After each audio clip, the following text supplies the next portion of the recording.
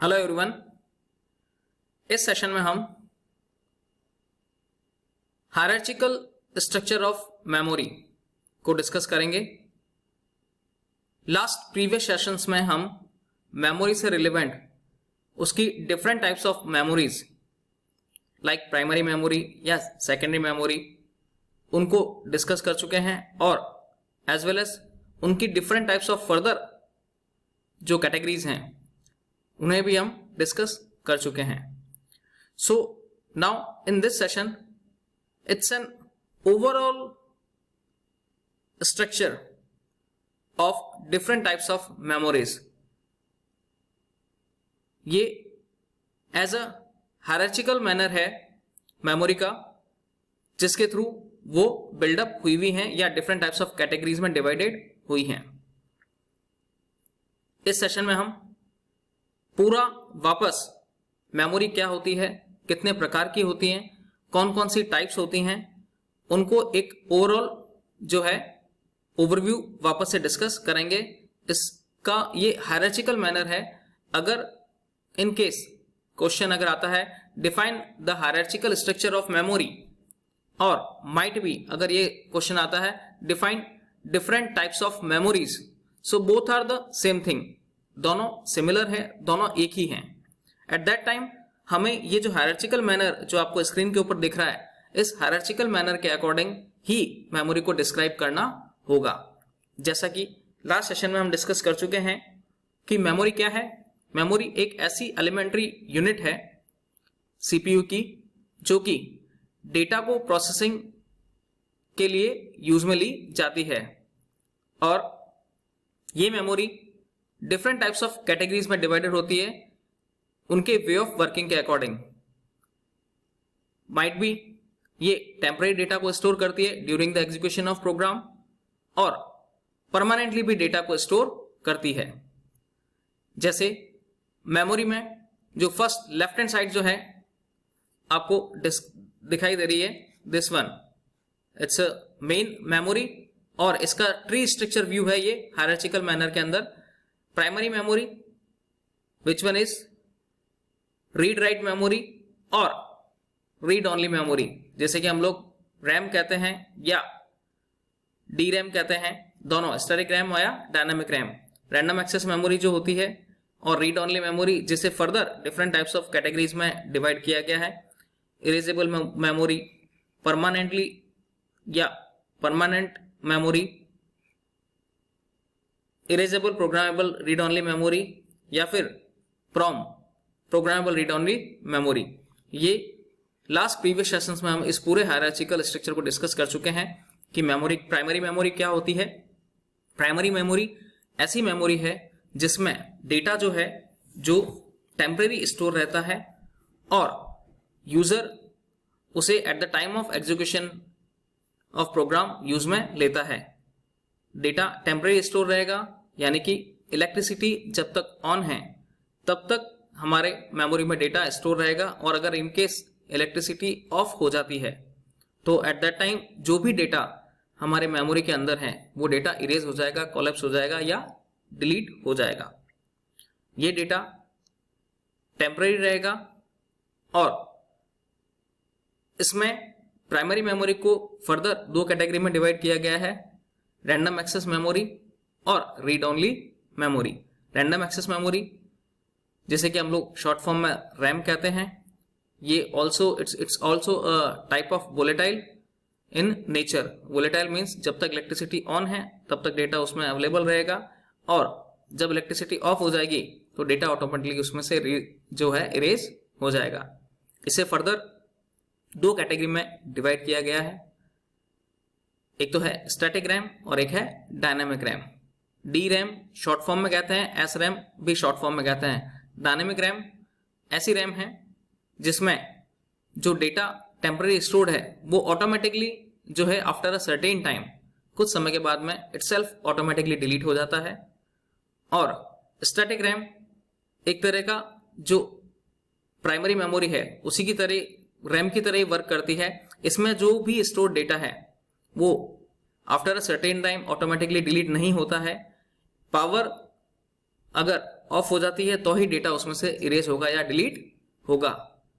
ये तो first condition है। सेकंड थिंग, इन केस अगर जो प्रोग्रामर है अगर उसे इंस्ट्रक्ट करता है या उसे इंस्ट्रक्शंस देता है कि आप में जो डेटा स्टोर्ड है आप उसे डिलीट करिए through the different types of instructions which is given by the programmer, तो डेटा उसमें से इरेज हो सकता है। अदरवाइज स्टैटिक रैम में डेटा टेम्पररी स्टोर रहेगा जब तक पावर ऑन है या इलेक्ट्रिसिटी ऑन है। Automatically data after a certain time delete होगा, मगर वो किस में होगा?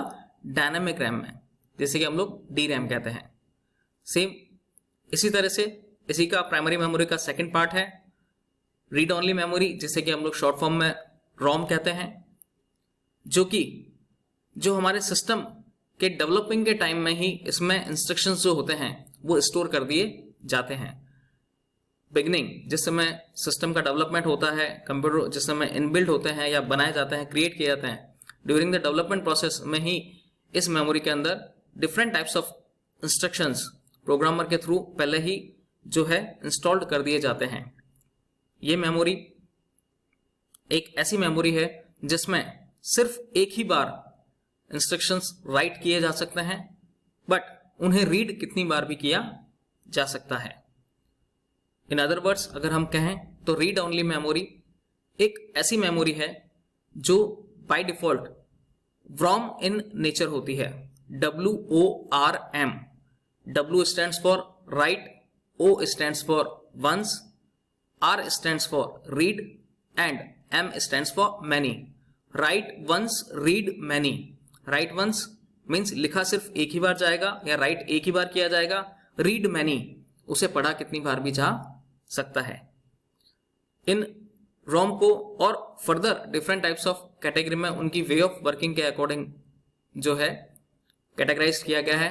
The first one is PROM, stands for programmable read only memory.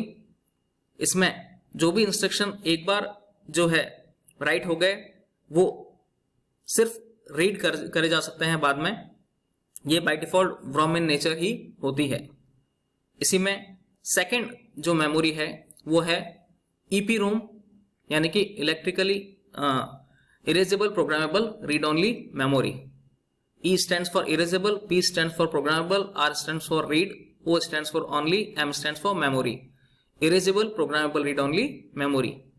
ये मेमोरी एक ऐसी मेमोरी है जिसमें स्टोर्ड डेटा जो पहले से है उसको डिलीट किया जा सकता है और नए डेटा को राइट भी किया जा सकता है। मींस इसमें स्टोर्ड डेटा जो है उसको हम डिलीट भी कर सकते हैं, नया डेटा राइट भी कर सकते हैं इजीली। और इसमें डेटा को इरेज करने के लिए, हटाने के लिए अल्ट्रा वायलेट रेज जो है उनको यूज में लिया जाता है। और इसी का नेक्स्ट जो कैटेगरी है वो है EEPROM, यानी electrically erasable programmable read only memory, जिसमें इलेक्ट्रिक रेज के थ्रू डेटा को इरेज किया जाता है और नए डेटा को राइट किया जा सकता है।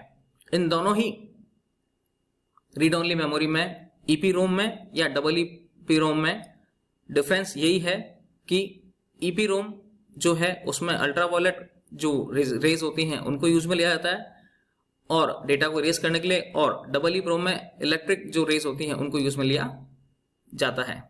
साथ ही अब अगर हम बात करें राइट हैंड साइड जो हमारी सेकेंडरी मेमोरी है जिसमें कि डेटा परमानेंटली स्टोर रहता है, मींस एक तरह का हमारा डेटा का बैकअप उसमें रहता है।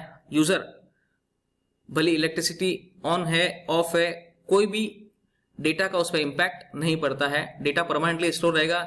यूजर अपने रिक्वायरमेंट के अकॉर्डिंग जो डेटा है उसमें से उसे रिट्राइव कर सकता है या डेटा रीड या राइट कुछ भी प्रोग्राम को या कुछ भी वे ऑफ वर्किंग को प्रोसेस कर सकता है। ये सेकेंडरी मेमोरी परमानेंट इन नेचर होती हैं, यानी डेटा इसमें परमानेंटली स्टोर रहता है।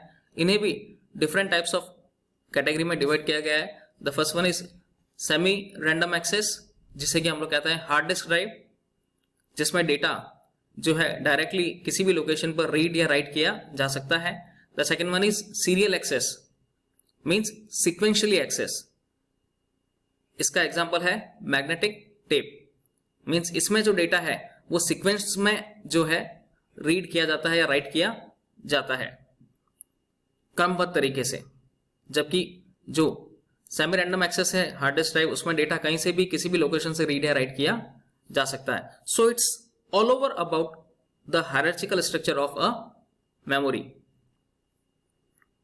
एक चीज ध्यान में रहे कि अगर टाइप्स ऑफ मेमोरी को डिस्क्राइब करने के लिए आएगा तो एट दैट टाइम हमें इसी हायरार्चिकल मैनर को या ट्री स्ट्रक्चर मैनर को डिफाइन करना है या डिस्क्राइब करना है. या अगर क्वेश्चन पूछते हैं define the hierarchical structure of memory, so both are the same thing. Types of memory वो भी यही है, ठीक है. या मेमोरी का जो ट्री स्ट्रक्चर है, ये तीनों सिमिलर एक ही बात है.